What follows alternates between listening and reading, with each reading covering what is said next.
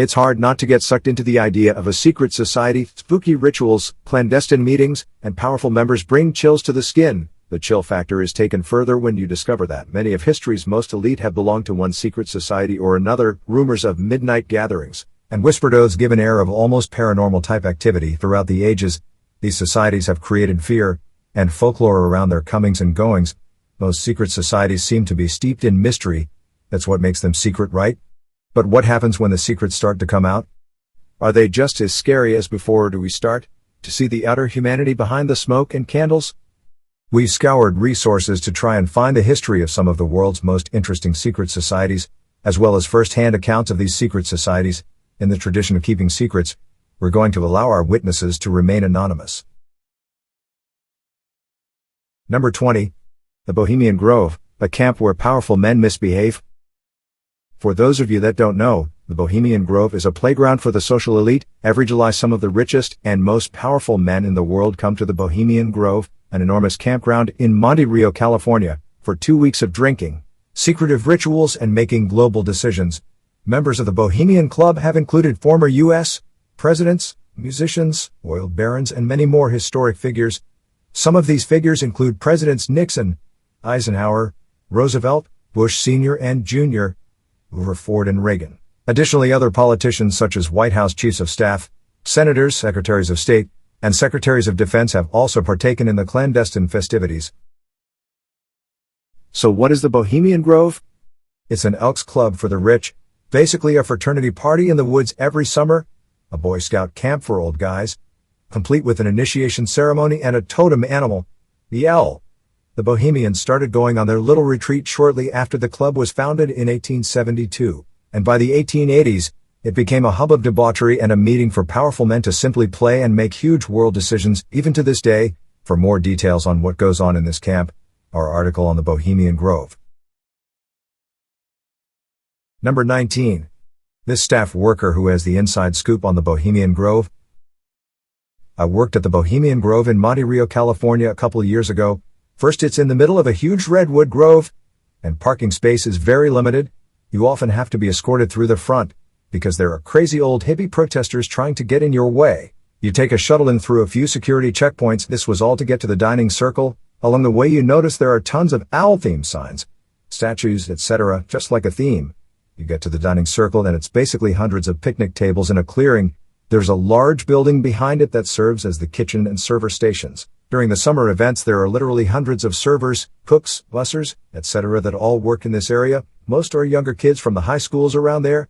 I was a server and was chosen as one of like 7 dudes to serve at the wine chalet dinner deep in the Grove. No women allowed. This is pretty cool because you get to wear a white tux they give you from the linens department. On that night we took a separate shuttle deep into the Grove, where typically only members and high-level staff go. As you drive away from the dining circle, something strange comes into view, a 40-foot tall stone owl altar in front of a large fluorescent blue pool. Behind that there is a sort of amphitheater-style seats. It becomes clear this is where they perform the cremation of care ceremony. We got to the wine chalet house, where we're essentially serving all these high-level bankers who caused the 2008 financial crisis. I'm guessing nothing shady. Just old fat white guys getting plastered and eating good food. That's what most of the Bohemian Club is about. Old rich dudes getting wasted and maybe cutting a backroom deal. Anyways, all the servers got to eat some pretty good food and drink some wine in the back, so that was cool. Number 18. Freemasons, from humble beginnings to suspicious powerhouse. One of the most secretive organizations as well as one of the most well-renowned. Everyone has heard of the Freemasons. They're active in most Western countries, and by conservative estimates can boast somewhere in the region of 5 million members worldwide. Freemasons are typically pretty open about their membership, and they are always taking new members. While some people may say this is not a great, let's look at why this society is high up there. The origins of Freemasonry is rooted in fairly innocent intentions. The Freemasons began as a secret society of stonemasons, whose professional knowledge was required to be secret for their profession to exist. The Masons in this society could not simply go out and share their secrets. Anybody would be able to do their job, because it would be bad for business. So originally the Freemasons were more likened to a union than a secret society. So when did that change? That's when things get a bit sketchier. There were individual groups in the Mason organization, like you'd see in various chapters today. During the early 18th century, their influence grew throughout Europe and the British Empire. Their reputation morphed into one based on fear. Many believed that they were a separate religion, possibly even a satanic organization. It is strange that there have been so many powerful figures, from George Washington to John Hancock. The Catholic Church has even threatened excommunication to those who might join. Number 17. This current Freemason member paints an innocent picture. Anyone can join the Masons, providing you meet their requirements, usually just an adult male in good mental health who believes in a higher power, but that's all variant depending on the lodge. You seriously just need to Google your local Freemason temple and send them an email. They're happy to have new people join. Because in general membership has been dropping, there are definitely rituals. But they don't claim to be spiritual, and are really more of a tool to build a sense of brotherhood between generations. Technically the rituals have punishments for breaking the secrets, but that is not something anyone does, and is just a matter of tradition at this point. It's just another allegory which the rituals are all heavy in. At the end of the day, it's just an excuse to hang out with the guys one night a week. It can definitely be great networking, since you do feel a sense of camaraderie, and the environment fosters maturity, charity, responsibility, and all-around virtue. There's nothing sinister or particularly amazing about it though, so don't get your hopes up. It's just a social club, albeit a widespread one with strong roots. Number 16. Hellfire Club, a hair-raising origin story. This society is responsible for more than one goosebump among us. Just the name creates a sense of otherworldly sin.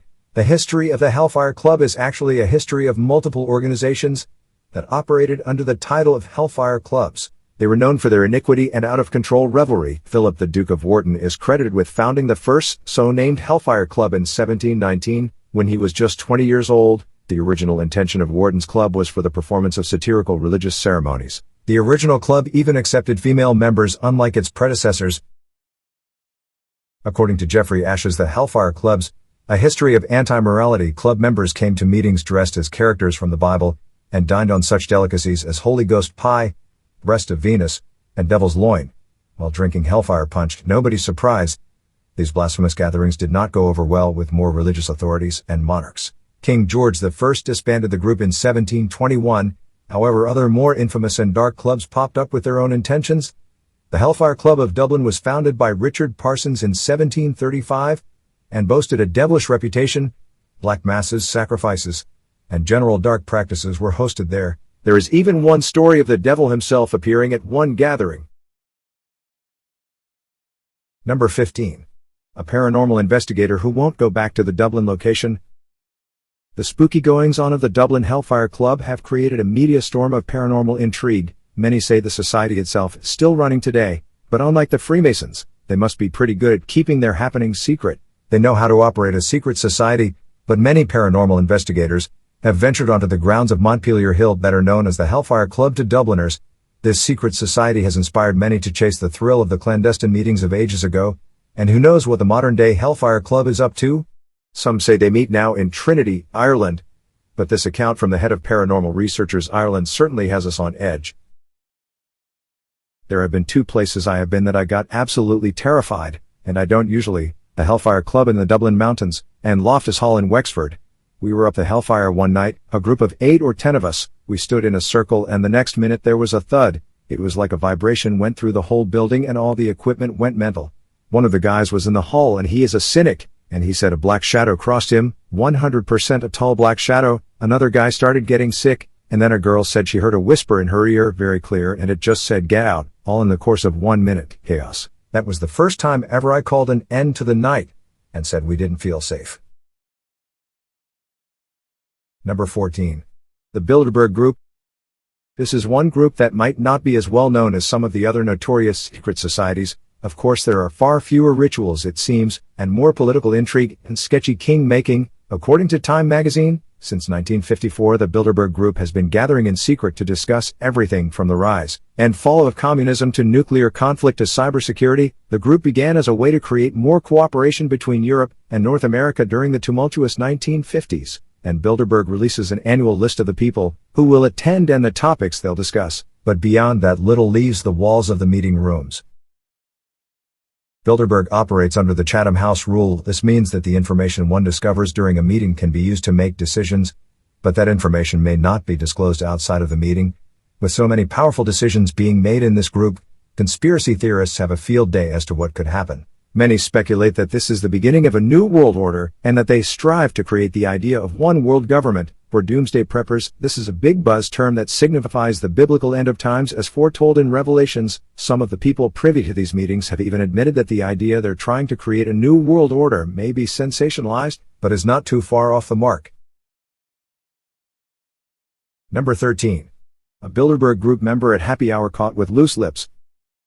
Went to college with a guy whose parents were both individually billionaires. His father was somewhat estranged, but I met his mother during a birthday dinner that was held for him. The mother was not only a mega genius in building her own business, but was also on the board of several publicly traded companies at the time, companies that virtually anyone alive today would recognize the names of right away. Long story short, we were all at a birthday dinner for my friend, and everyone had been drinking. I'd recently read a book about the Bilderberg Group, and gathered the courage to ask whether his mom was involved, when I caught her alone for a second. To my shock, she admitted that she was involved, but to my disappointment, the scene she described was rather mundane, at least in comparison to what I was hoping to hear. The talk of world-changing power grabs and underhanded deals was the stuff of legend.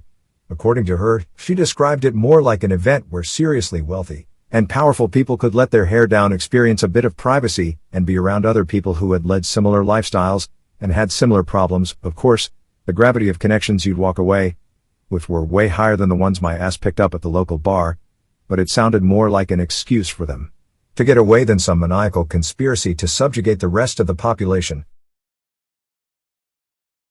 Number 12. Rosicrucians, a very esoteric organization.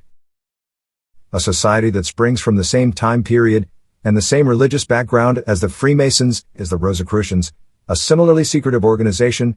Indeed, Rosicrucianism is seen as one of the major influencers on the Scottish rite of Freemasonry, one of the various ways by which Masonry is organized around the world. While this may seem like they would want to be secretive, Rosicrucians are also very open about their organization. Rosicrucians were believed to originate in Europe during the early 17th century, after the publication of several texts. These texts were purported to announce the existence of a hitherto unknown esoteric order to the world, and made seeking its knowledge attractive to many. Christian Rosenkreutz, a doctor and supposed traveler, ventured to the Middle East in the 14th century, and returned with knowledge of Eastern esotericism. Drawing on Islamic, Jewish, Kabbalistic and Zoroastrian traditions was the ideological catalyst for Rosicrucians. He then founded the Fraternity of the Rosy Cross to spread his message of newfound wisdom. Original members had to be doctors, single and willing to help the sick for no pay. In the 1600s, the Rosicrucian manifestos claimed the existence of a secret society descended from Rosenkreutz. Members consisted of sages and alchemists. The manifestos mentions of a universal reformation of mankind, to come from a knowledge of science that would only be released when society was intellectually ready to cope with it, may not have yet happened. But perhaps the Rosicrucians are still sitting on the information and waiting for their moment. Number 11. This modern-day Rosicrucian member who shares their wisdom. Rosicrucianism is a type of mystic Christianity. It's closely related to and intertwined with Gnosticism. In a nutshell, this state of existence, the universe as we perceive it, is dualistic, made of opposing forces that fuel each other. It's trapped in a circle, cut off from the harmonious creating principle that can be designated as the divine plan. Here there can be no absolutes nor spiritual development. A being on this plane can talk about God, but can't comprehend what that would even mean. Now, humans carry within them a latent principle of a divine touch.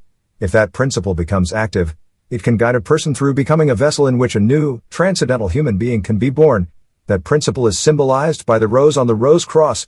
This work is done by changing oneself from within. This is called walking the path.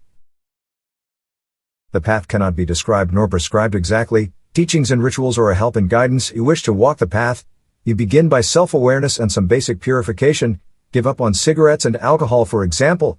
The ritual work brings you in contact with the divine light in accordance to how much you can stand. It's conducted in a temple, a simple white room with a few symbolic items on display. Rituals are really just texts to be read out loud, usually by two designated readers, a man and a woman. The whole event is very graceful without any trance, glossolalia or demons jumping from pentagrams. Organizationally, there are no designated ministers and everyone is encouraged to participate. There is a small membership fee and transparent financial reports twice a year. The money goes to maintaining the temple, electrical bills, that sort of thing. The group itself is a registered charity. Number 10. The Knights Templar, one of pop culture's favorite secret societies. The initially stated purpose of the Knights Templar was to serve as an order of monastic knights that would protect pilgrims on the road to Jerusalem. By the time of their foundation in the 12th century, European crusaders held large chunks of territory in Syria and Palestine. But they remained surrounded by Muslim states, with whom they were often at least in a state of hostility toward, if not outright conflict. Additionally, there was consistent trouble on the road even in the Crusader-controlled Latin states, as much of the Muslim population that had lived there before their invasion remained.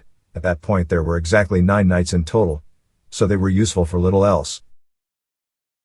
Their secretive nature, with rumors of occult initiation rites involving an organization with such riches, did not make them universally popular, however, and the Crusades wound down. Their international network came under suspicion in 1307, amidst many allegations of varying offense. King Philip IV of France ordered hundreds of Templars to be arrested. Pope Clement V, who at the time was based in Avignon, France, issued a papal bull that called for the arrest of every Templar in Christendom. The order was dissolved and countless Templars were burned at the stake. The name would live on, however, as the Masons adopted some of their traditions. Now the secret society known as the Knights Templar does not have a tie to the original Knights. Instead, it is inspired by their ethics. You can only be a Knight if you are at the highest levels of Freemasonry. We couldn't find a current member or witness to the Knights Templar, but we couldn't leave this favorite out. Number 9. Opus Dei, religious society that ruthlessly controls its members. Unlike the previous secret organizations, this organization has very shallow roots that only date back to 1928. Opus Dei was formed by José María Escrivá, a Spanish Catholic priest and later saint. His goal was to create an institution that proved that all people could be called to holy works, and that everyone could ingratiate sanctity into their everyday lives. In essence, everyone should be as saintly as possible all the time. Noble stuff for sure. When Opus Dei was approved as a part of the Catholic Church in 1950, many compared it openly to Masonry and protested the secretive nature of Opus Dei's operations, while others pointed out the closeness of Father Escrivá to the fascist regime of General Franco in his native Spain. On the Opus Dei website, you can find the teachings of José María Escrivá. A couple of excerpts in his own words will enlighten many to how dedicated he was to this message. Christ's kingdom is not just a figure of speech. Christ is alive. He lives as a man, with the same body he took when he became man. When he rose after his end, the glorified body which subsists in the person of the Word together with his human heart, Christ, true God and true man, lives and reigns. He is the Lord of the universe. Everything that lives is kept in existence only through him. The kingdom of heaven has been subjected to violence, and the violent are taking it by storm. This violence is not directed against others. It is a violence used to fight your own weaknesses and miseries, a fortitude which prevents you from camouflaging your own infidelities, a boldness to own up to the faith even when the environment is hostile. Number 8. A non-member caught in the middle of Opus Dei control.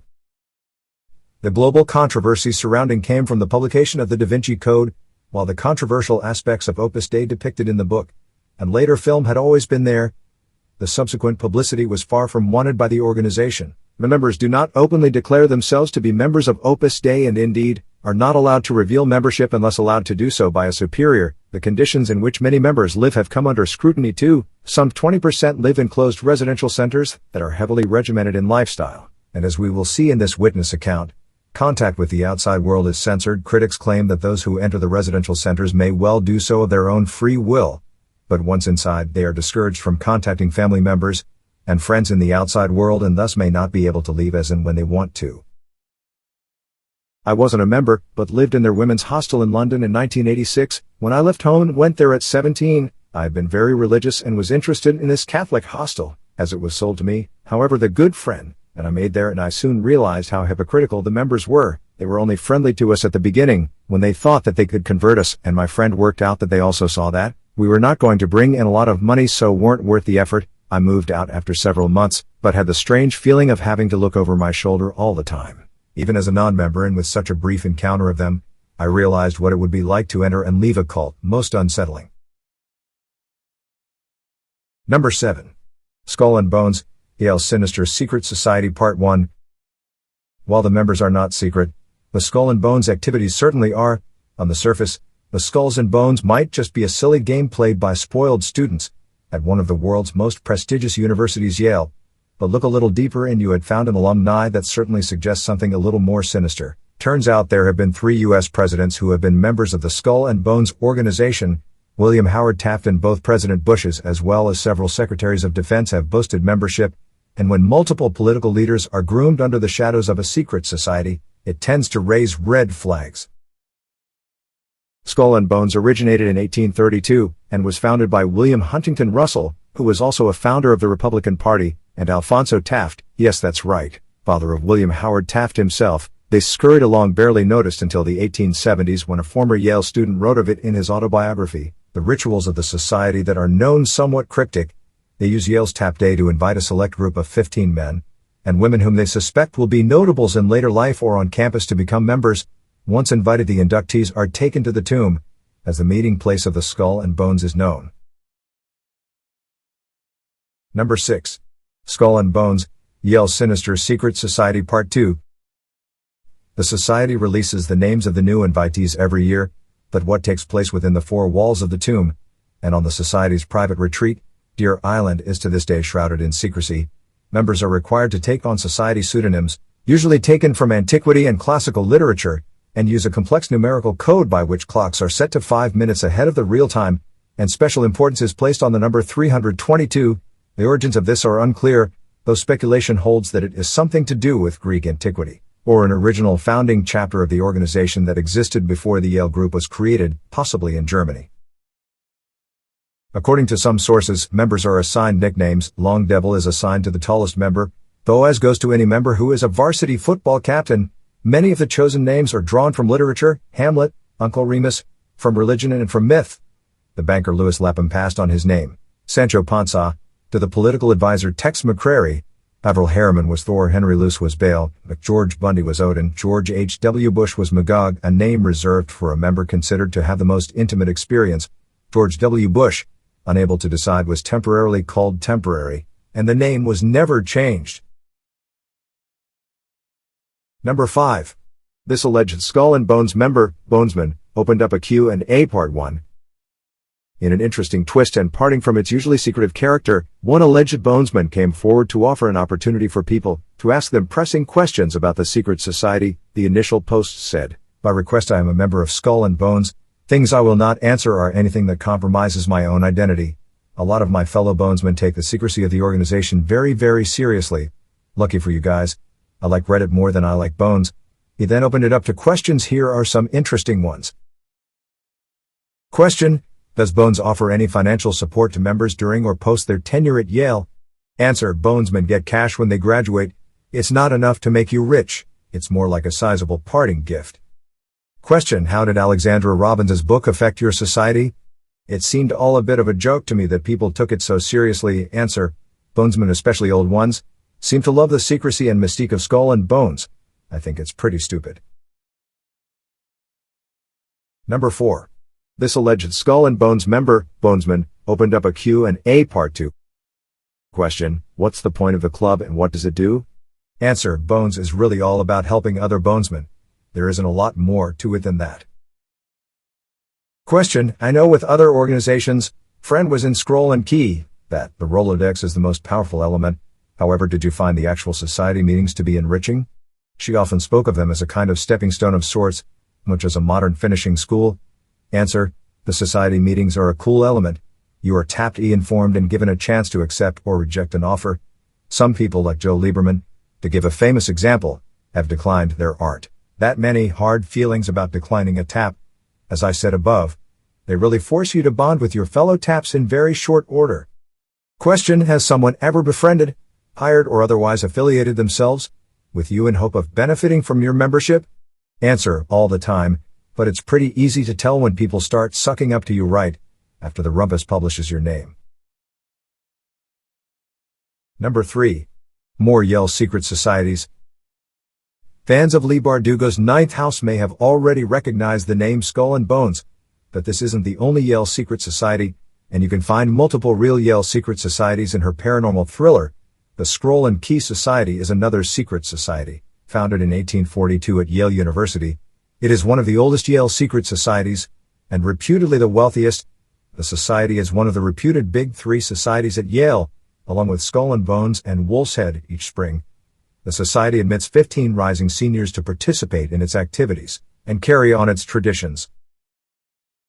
Its notable alumni include CNN News anchor and columnist Fareed Zakaria, and Dateline NBC News anchor Stone Phillips, while Skull and Bones tends to be the more infamous of the Yale societies. That doesn't mean that Scroll and Key doesn't have its secrets. However, these secret societies are good at keeping their secrets. So we will have to trust that the next member is just that. They claim to be a part of the tomb-owning elite at Yale. Of course, that could mean they could be a part of a few secret societies on campus.